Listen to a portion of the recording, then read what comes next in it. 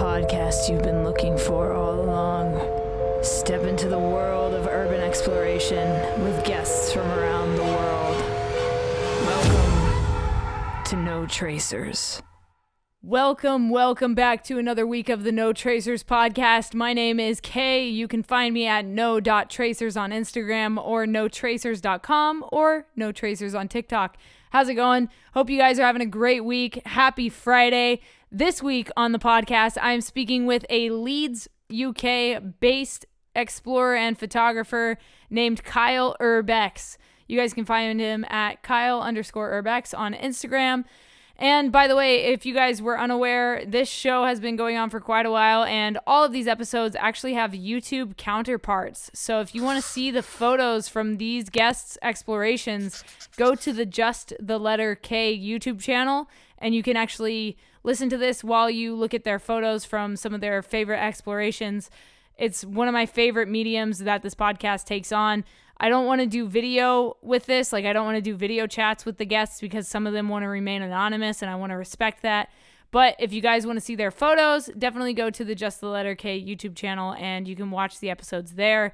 I've made a playlist called the No Tracers Podcast, so it's easy to find. But before we get into this episode, there are a couple housekeeping things that we need to talk about. First of all, if you like this episode, if you like the show at any point in time, please hit that subscribe button, especially if you're new. But if you've been listening for a while, please leave a rating and feedback. If you like the show, let people know what you like about the show, especially if you're on Apple Podcasts, because it helps the podcast grow. It helps more people find us, and it helps us rise in the iTunes charts. Let's be honest here. That's one of the huge perks of getting a rating and feedback from you guys. And if you do leave a rating and feedback, take a screenshot of it and DM it to me at no.tracers on Instagram, and I will actually send you a signed photo print from an abandoned place I've explored. That's my way of giving back and saying thank you. I also have a book out called No Tracers, an Urban Explorer's Diary. It's a coffee table book full of photos and stories from my explorations around the United States. I'm currently working on part 2, so that will be out probably at the end of 2021 or the beginning of 2022. So you guys have another book to look forward to. You can just keep your collection growing. And lastly, I need to thank our partner, Liquid Death Water. If you've never heard of Liquid Death Water, hey, don't you worry your pretty little head.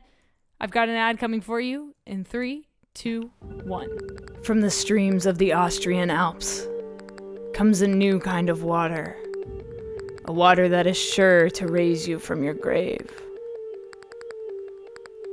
If you're tired of buying cases of plastic water bottles that contain carcinogens and God knows what else, or if you're trying to lower your waste footprint, Liquid Death comes in beautifully rugged aluminum cans. Murder your thirst with a can of Liquid Death. Check the link in the description and use code JustTheLetterK at checkout for 10% off your order. Liquid Death. Murder your thirst. So, like I said, if you guys want 10% off your order, head to liquiddeath.com and use the code JustTheLetterK at checkout. Otherwise, there's a direct link in the description that will automatically apply that code for you. Thank you for supporting me through Liquid Death Water. I appreciate it. I've had so many people order water, which is so sick because, it's water and it's good for you and you need water. So why not get awesome water that also helps save the planet? Yeah. And without further ado, Kyle Urbex, can you please introduce yourself and what it is you do to the No Tracers audience? I go under the Instagram name Kyle Urbex. I've also got Facebook. So that's like my main platform is Instagram. I mainly do photography, whereas other Urbexes do YouTube. I'm mainly photography. That's my kind of thing. Nice. So what got you into exploring? What made you catch this bug? The first kind of experience I had with Urbex was when I went to a place called St. Margaret's Maternity Hospital, which is in the United Kingdom. I didn't really know what to expect because I went with a friend of mine who basically turned around and said, "Oh, do you want to go to this abandoned building and check it out?" So I decided to go with him. We went one night to this maternity hospital and basically seeing everything still remaining as it was back then when it closed almost 30 years before then. It was just insane. All the delivery room signage was still there, all the maternity hospital ward signage. It was just mad how much remained after all the time. And from that point, really, I just got into like the habit of researching locations and digging up all the history and loving to learn about all the history of all these forgotten buildings, really. And it's cool to like dive into that history of these places. Can you talk a little bit more about St. Margaret's since it was like your first exploration? Can you like when did it close, stuff like that? So it was known as like a maternity hospital, but later towards its life, it got turned into like a youth offending service. So it closed in like early 2000s. Uh, it opened in like 1914, so it'd been there quite a while, up until its closure. However, remaining in there still was just like mad. There was basement in there. We went down to the basement, and there was like a hidden room within the basement, and all that was in this hidden room was just like a random chair. I'm not sure why it was in the basement because the room had like bars on it. So that was pretty weird. I also found like a paper that was dated in like 1960s, 1970s. So just all the old content. It was mad seeing it in that state, and because it had been a youth offending service as well, there was old children's toys in there still, like Ugh. old teddy bears and old games machines from the 2000s and old VHS tapes.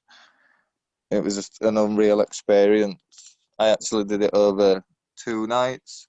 So we went the first night, we explored the bottom floor, left, and then we returned on the second night.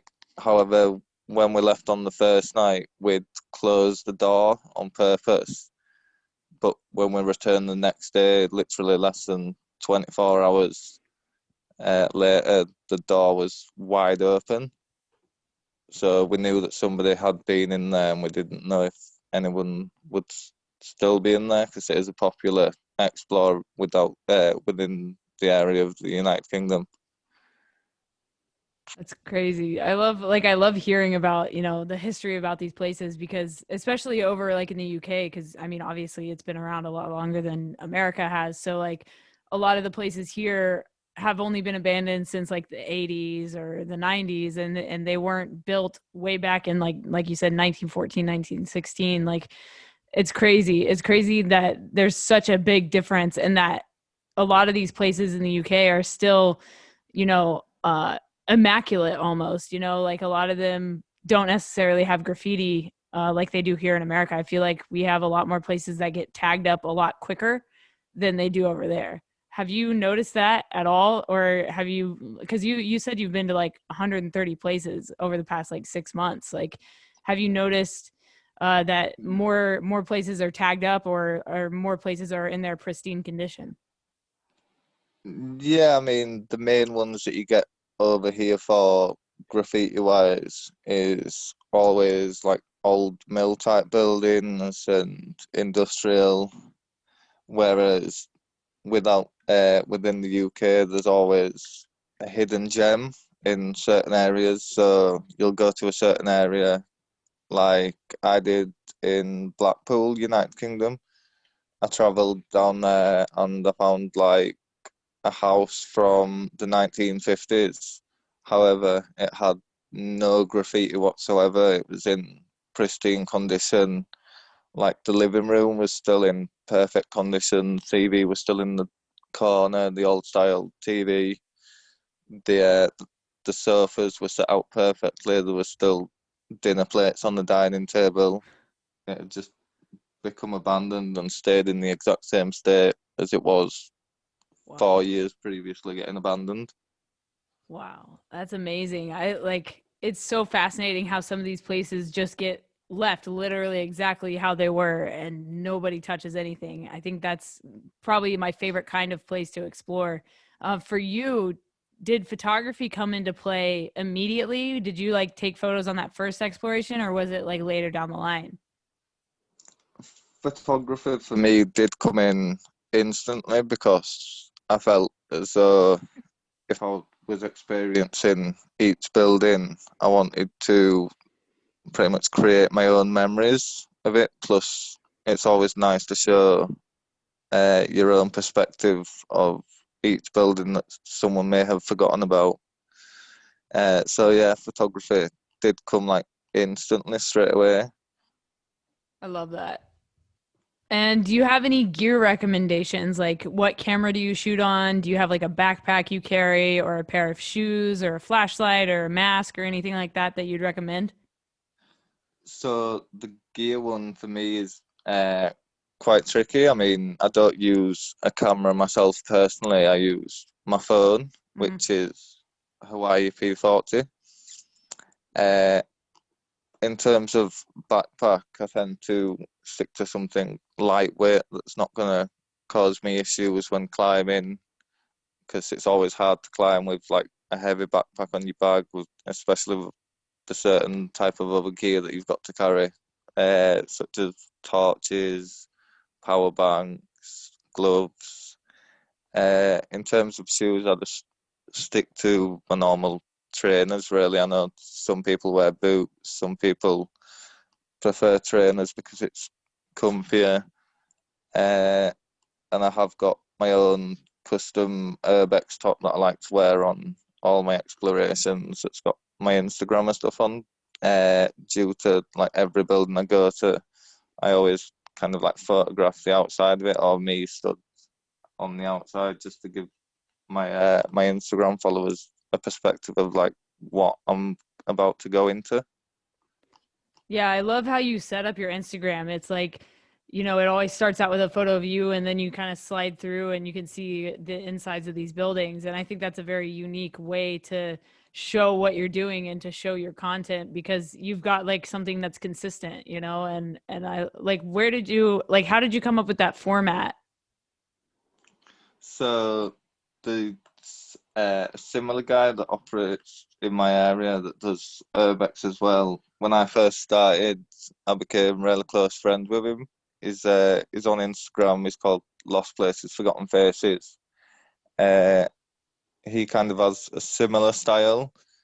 So I saw it and I was kind of like, yeah, that's the style that I want to aim for, but I kind of like want to put my own kind of mark on it, because I do feel like it is a really good decision to kind of like show the viewers what you're about to get yourself into, Yeah, and it's so because effective. every outside the building is always, you've got pretty sketchy ones with like smashed windows, but then every so often you get quite a hidden gem and it's just a beautiful building on the outside. Mm. Yeah, So it's definitely. amazing to get the external shots. Definitely, man. And can you talk about your scariest exploration?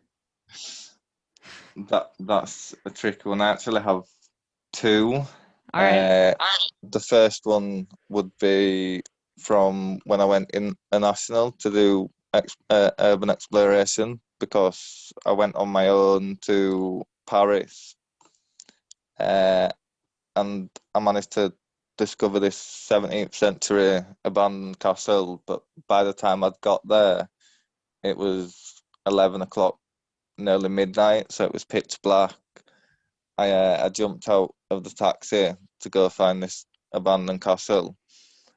Following my Google Maps, it advises me to go through the pitch black Paris woods on my own, on like the first time exploring internationally. So I thought, yeah, let's go for it. So I went through the woods. I'm just stood in these woods for a few seconds, and all I can hear is like loads of crickets just filling the air, all the sounds of the crickets. And I'm searching through this woodland, and I'm trying to discover this building. And once I finally get there, I take one kind of look at the building, and I hear like this rustling from the front of the building. However, it turns out to be a fox, so it's not too bad. And then the second one happened quite recently, only a few weeks ago. We managed to get into a building in Huddersfield, United Kingdom, me and a few others. So this building is notoriously known for having cameras, security, motion sensors, everything. So we managed to get in. We was just on top floor. I was heading downstairs on my own, leaving the others upstairs. And all of a sudden, I heard this voice from outside, and all this voice shouted was, "Get out now, or we're coming in." So we makes a run to the roof where we got in the open slate in the roof, and within maybe a minute of us getting out, the security smashed the front door down, and all the police came running in and security came running in. So we managed to escape, get over the woodland and into the woodland opposite, and we could just see all these security and police swarming the building. Ooh, man, that's a close one. I like those are the like really like exciting ones because you get that adrenaline going and it's always a great story to tell, that you almost got caught, but you got away with it, which is awesome. Good for you. Yeah, it was amazing. It was just so like exhilarating. Oh, for The sure. fact the fact that other people have been caught in that building Mm. and easily spent 8, 9 hours in custody for just being inside there. Wow. That's crazy. So can you talk to me about exploring the Paris catacombs? I saw that on your Instagram, and that's obviously a huge place that I would want to explore myself. Can you tell me a little bit about that exploration? So the catacombs, the section that I did was the public part. However, there's the illegal part, which I didn't go for this time around because it was kind of like, do I really want to trust a stranger or venture myself down into 200 miles of like tunnels? So I took the option to go for like the public tour, but it was just an unreal experience. It took quite a while just to walk down the steps to the catacombs, but then once you're in there, it's just unreal. All the skulls and the femurs just stacked up neatly in like a certain specific way for each way throughout the catacombs. And they've also got various sections where they've got like monoliths subscribed to certain influential people that the remains are down there. Wow. So it's an amazing experience. I'd definitely recommend it to like anybody who's got it on the bucket list, because even for the public section, it is just an unreal experience, because it's got like, as soon as you walk in, you would automatically get that unnerved feeling because she's round so many remains. Hmm. And whereas like some expos, you go and you get like the odd mannequin that's fake, you just know that you're surrounded by easily at least 7 million remains without the whole catacombs. What a crazy place. Yeah, after seeing Nightscape get robbed in the Paris catacombs, it kind of made me shy away from it a little bit as well. But I mean, it's still on the bucket list. I still would do it if it was somebody I trust, not like some random person like what happened to him. I don't know if you've seen that video, but it's insane. I saw a catacombs video where this guy had gone down on his own, and he actually got lost down there. So he had to kind of like remember which corners he'd taken and remember certain little significant parts. But it is very easy to get lost down there because it's not like a case of every access is accessible to the street. Some are blocked off, and it's very easy to get lost within all the tunnels. I mean, I definitely would go for the illegal part of it next time. Say if I was with other people, I'd definitely risk it and take my chance down there. For sure. And what's been your favorite exploration to date? My favourite explore has to be the house in Blackpool. So I went with another explorer, Haley Mason. Once getting there, it was just amazing to see something different in a way from your usual graffiti or smashed up building. It was a weird experience because once we got in, we could see like all the living rooms still in perfect condition. But once we'd got inside, within 2 minutes, there was kind of like an oldish voice shouting from upstairs in a Scottish accent, like, get out my house, you're in my house, the police have been called. So we kind of like ran out for a couple of minutes, and then these two other explorers came out that was pranking us and taking the mick. But yeah, it's definitely my favourite one. It's always nice to know that like every abandoned location's not being trashed, especially when you get to see it in perfect state as like what it was left in.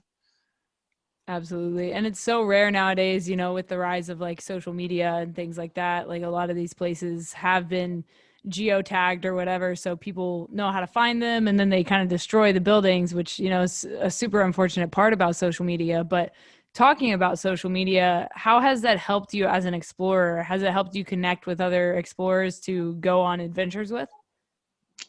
Definitely, it's always nice to meet other people over social media. I've met a few people over social media that I've gone on explorations with to bigger places.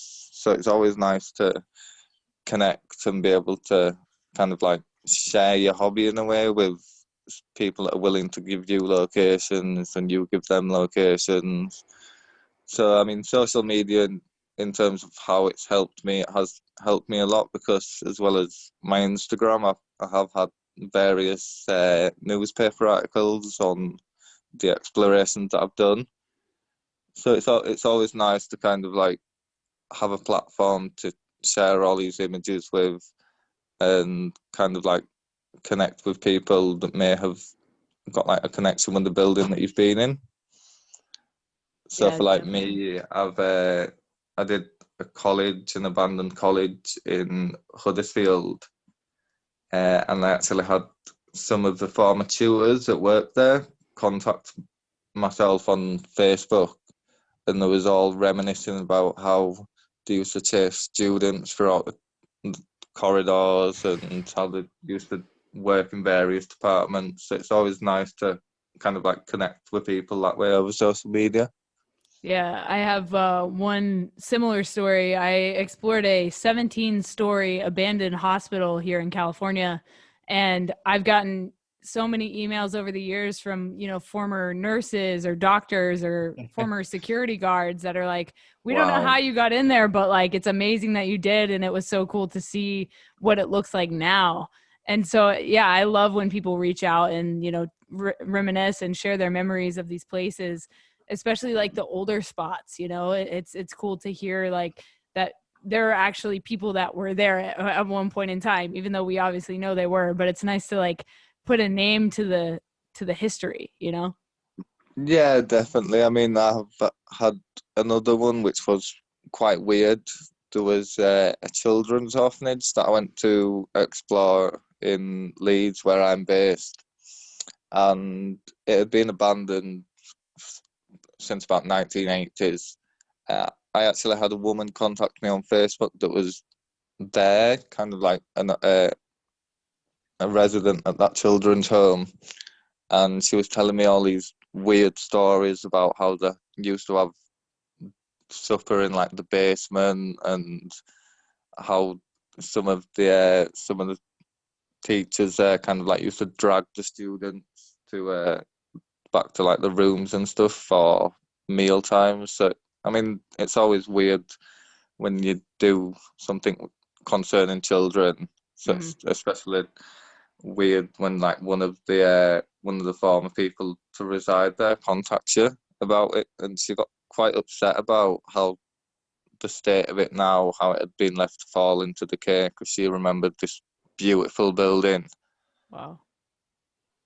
Yeah, it's crazy, but I mean, it's it's cool, like I said, to hear from those people, even if it's, the darker stories. Like I've heard a couple, like I've gotten a couple emails of like, from asylums, like, oh yeah, my grandfather was there and he was like tortured as a kid, or stuff like that. Wow. And it's like, yeah, there are some absolutely insane stories out there, especially when we talk about places like asylums, or like you were talking about earlier, juvenile detention centers, things like that, because a lot of those places weren't the best, if I can put it lightly. Yeah, it's definitely weird once you hear like a darker perspective rather than a happier time from someone's experience there. Definitely. And then do you have a favorite history of a place that you've explored? The favorite history would have to be probably a pub in Sheffield for me personally. Uh, it's dubbed as like the town's local most haunted pub.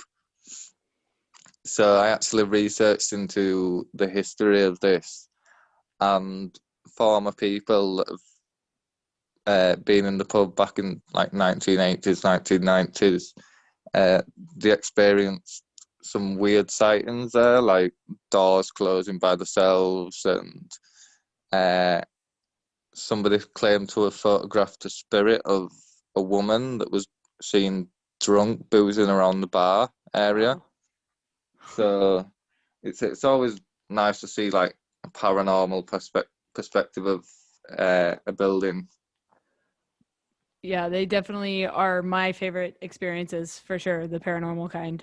Just because it's so unexpected, and there's this feeling that I think only urban explorers get, and I call it the darkness. And it's like this feeling you get when you turn a corner and it's like the darkest form of darkness you've ever seen. It's not just dark, it's like a void, you Yeah, know? it's just mad. My friend actually did an EVP and EMF detector in an old hospital that we went to. And whilst he was kind of like going round exploring it, he had his EVP going. So he's asking the spirit certain questions, and all his voice recorders saying is leave, leave, get out, get out. I'm like, whoa. You're like, we should listen to this. That's crazy, man. And then I saw on your Instagram you are a avid solo explorer. Do you have a preference? Do you like to solo explore, or do you like to go with people more? I prefer solo exploring mainly. I feel it's just nice to kind of like escape for a while and just get away from everything and just be able to do something that you actively love. Yeah, for I sure. know people are heavily against going solo, and I wouldn't advise it myself, because if you go somewhere and you have, say, like a fall or you get injured and nobody knows you're there, then it could potentially be dangerous. But I feel like it's best to go solo sometimes, because you've always got that like added benefit of more stealth and less noise, and you know what you need to do to go and be able to get into these places. Whereas when you're with more people, it kind of attracts attention in a way from nearby surrounding areas. Like you'll always go to a place and you'll have to watch out for neighbours, or you'll have to watch out for people that want to call the police because they don't know why you're there or what you're doing. So I feel like in a way it's nice to stay solo. All I do enjoy meeting up with other people like every so often. It's always nice to kind of like group together with other explorers for a change. But yeah, I prefer solo exploring more than anything else. Yeah, fair enough. I totally understand why. And, the stealth factor is huge when it comes to exploring. I feel like a lot of people forget about that. If you're with a big group, there is more noise, there is more of a likelihood that you're going to get caught. So going by yourself sometimes is the best course of action. I think it's cool that you went to Paris and did that castle by yourself, even though, like you said, it was a little scary to go at night at like midnight. But I think it's cool that you like had the guts to do something like that. For me personally, like I'm like 5'3". I'm very small. I like me exploring by myself is not the greatest idea. So I'm pretty I'm not against it. I just don't do it myself for safety reasons. But if I was, a bigger dude, I feel like it would be a different story. But yeah, so do you have any goal places that you haven't gone to yet that are on your list? There's a number of places. I've still got over 300 locations to do, just UK based. And then even before then, I'm looking at places such as Germany, Poland, Fukushima in Japan. Mm-hmm. I want to go to Greece to do a place that one of my friends did recently. Bearded Reality, he's got his own YouTube. He went to an abandoned village in Greece called the Old Parentia. I don't know if you've heard of it. It's just basically an island on its own, and it's just easily over 100 abandoned buildings to navigate through and photograph, and I feel like that'd be an amazing experience. Wow. One that's always on the bucket list is Chernobyl, Yeah. because I feel like that'd be an amazing experience. I know there's two ways into Chernobyl. There's Kiev way and there's the other way. So I would go back over two different occasions to do like the different ways. Yeah, like going through Red Forest Way or going through Kiev. Yeah. Yeah, I don't know if you watch that'd be Shy. perfect. Do you watch Shy the Explorer on YouTube? He just did like not just like a couple months back, he did like a week-long backpacking trip through the Red Forest into Chernobyl, and it was one of the coolest things I've ever seen. I don't think I've seen it, but I can imagine. I feel like that'd be the best experience ever. Yeah, I don't know if I'd. I think I might risk it solo, or I feel like I might take one other person, but I for wouldn't sure. like to be in like a big group. Yeah, yeah. Especially not when you're, in in the area of Chernobyl where it's heavily guarded nowadays, because there are so many people that try to get in. But that's definitely on the top of my list as well. I would love One of to. What's up? Go ahead. continue. It's Oh, all I was right. gonna say, I would love to go with like a group of people, but like you said, like it's kind of like a more sketchy situation when you have a big group. But I think it would be cool to like do like a meetup, almost, and then like explore it together. So that's kind of an idea I had. But I know there are like tours that you can take in Chernobyl, which is interesting. But I think it would be more fun to do it the not so Le- legal way. less illegal way. I mean, yeah, I've seen that they do like tours for Chernobyl. I've seen that they do tours for like Auschwitz as well. Hmm. I feel like that'd be an all right experience, but if you're gonna go to Chernobyl, I feel like it'd be the perfect experience to do it the less legal way. Yeah. I know that nearby there's is it the Druga reactor? Yeah. I've seen various people walk across the top of that, so that would be an unforgettable experience to do. Oh, for sure. For sure. So if you could live in one place you've explored for 1 week, which place would it be? So there's a place just on the outskirts of Yorkshire in a little village called Hurstcourtney, and it's on my Instagram. It's locally named the House of Sadness. So this house, it's just in like frozen in time condition. So you go in there. It used to be owned by an old lady who sadly passed away in 2016. And it's just got all the possessions in it still. It's got the clothes hanging in the wardrobe. It's got the dentures above the sink still. It's got basically everything. It's got the bed that she sadly passed away on. It has been vandalized a little bit, but I feel like if I was going to pick a building to stay in, that would be the perfect building just for the setting of it. Definitely. I love that. I love that you've got your building picked out, like if ever there is a zombie apocalypse, I'm sure we can find you there. And then my last question for you is, what is something you know now that you wish you knew when you started exploring? So now I feel like I've had a bit of experience in exploring over the past 6 months. I feel like the best thing that you can learn throughout urban exploring, and it's easier to learn it straight away, but I've learned gone along, is the laws of urban exploration.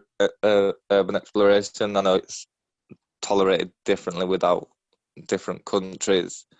However, it's always nice to know certain laws and just basically all the legalities of what you're doing, especially if you get into a situation where you've got to explain yourself, say if like the police turn up or some angry owners. It's always nice to have that reassurance that you know that you're not doing something wrong. Whereas when you first start urban exploration, you are quite nervous about what you're going into because you don't know what to expect. You don't know, say, if you climb over a fence, you don't know if someone's going to prosecute you or fine you, or maybe you could be arrested. So it's always nice to know the laws and stuff of what you're doing. Definitely, man. And well, thank you for coming on No Tracers. I appreciate you taking the time out to chat with me and share some stories. If people want to follow your journey, where can they find you online? They can find me on Facebook at Kyle Urbex and Instagram at Kyle_Urbex. Perfect. Awesome, man. Thank you so much. I appreciate it. Yeah, it's been amazing to like have a chat with somebody, especially outside of the UK, because I do want to venture to America myself one day. Yeah, come Because on I have over. seen some amazing stuff over there. Yeah, we've got a lot of it, and it's definitely not as old school as stuff in the UK, but I mean, we've got some pretty cool stuff out here. So if you get out And I here, know hit me there's up. and I know there's a lot of haunted places over there. Oh yeah. Oh yeah. I want to come over there for some like freaky experiences. All right, I got you, man. Hit me up and we'll get you all sorted out over here. Yeah, it'd be perfect to meet up and do an explore. All right, guys, that was my episode with Kyle Urbex. Thank you so much, Kyle, for coming on the podcast. I had a blast talking to you. If you guys enjoyed this episode, please do me a favor and leave a rating and feedback. And if you do that, take a screenshot of it and then send it to me at no.tracers on Instagram. And I will actually send you a signed photo print from an abandoned place I have explored. I would love to send one of those out to you. And like I said at the beginning of the podcast, if you guys want to check out my urban exploration book, No Tracers, An Urban Explorer's Diary, or if you want to see some of my photos or read my blog, go to notracers.com and have fun exploring. Stay strong, keep enduring, go explore, and remember, leave no trace.